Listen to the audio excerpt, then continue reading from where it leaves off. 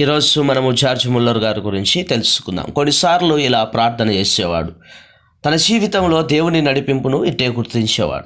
ప్రభువా, నీవు కార్యము చేయవలసిన సమయము ఇదే అనేవాడు. ఒకసారి ఆయన దేవుని చిత్త ప్రకారం ఒక చోట ప్రసంగించడానికి ఓడలో ప్రయాణం చేస్తున్నారు. దట్టమైన పొగ మంచు కమ్మి ఓడ ముందుకు వెళ్ళలేకపోతుంది. ఆ ఓడ కెప్టెన్ విశ్వాసి.